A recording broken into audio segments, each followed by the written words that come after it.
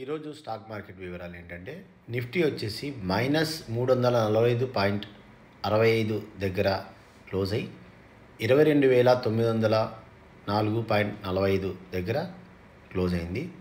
సెన్సెక్స్ వచ్చేసి -930.67 నమోదై 75,364.69 దగ్గర క్లోజ్ అయింది. అలాగే బ్యాంక్ నిఫ్టీ -94.65 దగ్గర నమోదై 51,502.70 దగ్గర క్లోజ్ అయిందనమాట.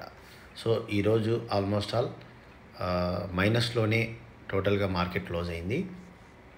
మన భారతదేశంలో ఉన్నటువంటి బ్యాంక్స్ ఫిక్స్డ్ డిపాజిట్స్కి సంబంధించి ఇంట్రెస్ట్ రేట్స్ ఎంతెంత ఇస్తున్నాయనేసి చాలా మటుకు నేను కవర్ చేయడానికి ప్రయత్నం చేస్తున్నా ఈ వీడియోలో. మరి మీ అందరికీ ఖచ్చితంగా ఇది ఉపయోగపడవచ్చు. సో సీనియర్ సిటిజన్స్కి, నార్మల్ పీపుల్కి మీరు గమనించినట్లయితే రోస్ ఉన్నాయి ఇక్కడ. బ్యాంకు నేము, తర్వాత నార్మల్ పీపుల్కి మీకు ఇక్కడ ఇంట్రెస్ట్ రేట్స్ ఉన్నాయి. అలాగే సీనియర్ సిటిజన్స్ కూడా ఇంట్రెస్ట్ రేట్స్ ఉన్నాయి. మీరు వరుస క్రమంలో నిదానంగా చూసుకోండి. నేను చెప్పడానికి ప్రయత్నం చేస్తాను. సో ముందుగా స్టేట్ బ్యాంక్ ఆఫ్ ఇండియా 7 రోజుల నుంచి 10 సంవత్సరాల పరిధిలో నార్మల్ పీపుల్కి అయితే 3.50 నుంచి 6.50 వరకు ప్రయాణం ఇంట్రెస్ట్ రేట్స్ అనమాట ఎఫ్డీకి ఇస్తుంది. అలాగే సీనియర్ సిటిజన్స్కి అయితే 4% నుంచి 7.50 వరకు ప్రయాణం ఇంట్రెస్ట్ రేట్స్ ఇస్తుందన్నమాట. అలాగే ఐసిఐసిఐ బ్యాంక్ 3% నుంచి 6.90 వరకు నార్మల్ పీపుల్కి ఇస్తుంది.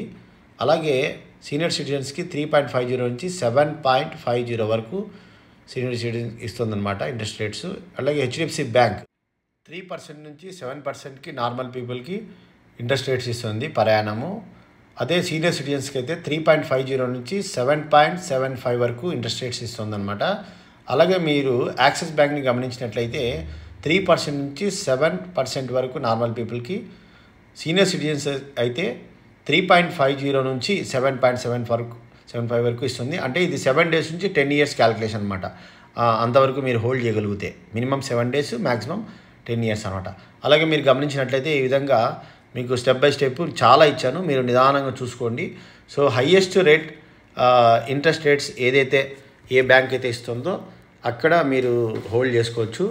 సో ఒకటైతే నేను క్లారిటీగా చెప్పదలుచుకున్నా, మ్యూచువల్ ఫండ్ రిటర్న్స్కి, ఫిక్స్డ్ డిపాజిట్ రిటర్న్స్కి చాలా డిఫరెన్సెస్ ఉంటాయి. సో మ్యూచువల్ ఫండ్స్ అనేది ఈక్విటీస్లో ఇన్వెస్ట్ చేస్తారు, స్టాక్ మార్కెట్లో ఇన్వెస్ట్ చేస్తారు, డిఫరెంట్ కంపెనీస్లో పెడతారు. సో డిఫరెంట్ ఫండ్స్లో పెడతారు. రిటర్న్స్ కూడా సో చాలా డిఫరెన్స్ ఉంటుంది. సో 12% నుంచి 20% వరకు రిటర్న్స్ వచ్చే అవకాశాలు ఉన్నాయి. సో ఫిక్స్డ్ డిపాజిట్ ఎట్లా అంటే ప్రిన్సిపల్ అమౌంట్కి మీరు ఫిక్స్గానే ఉంటుంది, ఇంట్రెస్ట్ మాత్రమే మీరు తీసుకుంటుంటారు. సో ఇక్కడ మ్యూచువల్ ఫండ్లో అయితే కొంచెం రిస్క్ ఉంటుంది, ఎఫ్డీ అయితే పెద్దగా రిస్క్ ఉండదు, ఎందుకంటే బ్యాంక్స్లో ఇన్వెస్ట్ చేస్తాం కాబట్టి. సో ఇంకా మీకు రిస్క్ పర్లేదు, రిస్క్ కావాలి అనుకుంటే రిస్క్ ఉన్నా పర్లేదు, రిటర్న్స్ బాగా రావాలనుకున్నప్పుడు మరి మ్యూచువల్ ఫండ్లోకి రావచ్చు. లేదు రిస్క్ అవసరం లేకుండా కూడా రిటర్న్స్ రావాలి మ్యూచువల్ ఫండ్స్లో అంటే మ్యూచువల్ ఫండ్స్లో లిక్విడ్ ఫండ్స్ ఉన్నాయి. నేను రీసెంట్గా ఒక వీడియో చేశాను. సో దాంట్లో మీకు కనీసం అంటే ఒక 9% to 10% కూడా యాన్యువల్ రిటర్న్స్ వచ్చే అవకాశం ఉంది. సో ఆ విధంగా కూడా మీరు మ్యూచువల్ ఫండ్స్లో మీరు ఇన్వెస్ట్ చేసి కూడా రిటర్న్స్ తీసుకోవచ్చు. మరి ఫిక్స్డ్ డిపాజిట్లో చేసి కూడా వచ్చే రిటర్న్స్ని మ్యూచువల్ ఫండ్లోకి ఇన్వెస్ట్మెంట్ చేసుకోవచ్చు. సో మంత్లీ వైజ్గా చేసుకోవచ్చు, క్వార్టర్లీ వైజ్గా చేసుకోవచ్చు, హాఫ్ ఇయర్లీ వైజ్గా చేసుకోవచ్చు, లేదంటే సంవత్సరానికి ఒకసారి కూడా లంసమ్ లాగా ఇన్వెస్ట్ చేసుకోవచ్చు. అది మీ ఇష్టం అనమాట. సో ఏమంటే బ్యాంక్ అకౌంట్ నుంచి కనెక్ట్ చేయబడుతుంది మంత్లీ సిస్టమాటిక్ ఇన్వెస్ట్మెంట్ ప్లాన్ అని. సో ఆ విధంగా కూడా మీరు బ్యాంక్ అకౌంట్ నుంచి మ్యూచువల్ ఫండ్కి కన్వర్ట్ అయిపోతుంది అనమాట. అదే మ్యూచువల్ ఫండ్లో లిక్విడ్ ఫండ్స్లో ఇన్వెస్ట్ చేస్తే సేమ్ ఫండ్స్ నుంచి మరి కావాల్సిన ఫండ్కి మీరు ట్రాన్స్ఫర్ చేసుకోవచ్చు అనమాట. దాన్నే సిస్టమాటిక్ ట్రాన్స్ఫర్ ప్లాన్ అని మనం ఇంతకుముందే ఒక వీడియో చేసాము.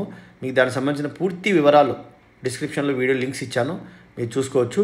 సో మెంబర్స్కి ప్రత్యేకమైన వీడియోస్ చేశాము, వాటిని కూడా మీరు చూసుకోవచ్చు. సో మెంబర్షిప్ చేసుకున్నట్లయితే ఆ వీడియో చూసుకోవచ్చు అనమాట. ఈ వీడియో మీకు ఎఫ్డీ చేసుకోవాలనుకునే వారికి, హైయెస్ట్ రిటర్న్స్ రావాలి అనుకున్న వారికి ఇది ఉపయోగపడుతుంది. సో మీరు కావాల్సిన బ్యాంకులు సెలెక్ట్ చేసుకొని వెళ్ళి మీరు ఎఫ్డీ చేసుకునే అవకాశం కూడా ఉందన్నమాట. సో మ్యూచువల్ ఫండ్ సంబంధించిన పూర్తి సమాచారము, ఇన్ఫర్మేషన్, ఇన్వెస్ట్మెంట్స్కి సంబంధించిన పూర్తి సమాచారం మీకు కావాలంటే దయచేసి నా మొబైల్ నెంబర్కి కాల్ చేయండి, నాకు కాంటాక్ట్ చేయండి. నేను ఆన్లైన్లోనే మీకు ఇన్వెస్ట్మెంట్స్, కేవైసీ కంప్లీట్ చేసి చేయడం జరుగుతుంది. Thank you very much. Bye.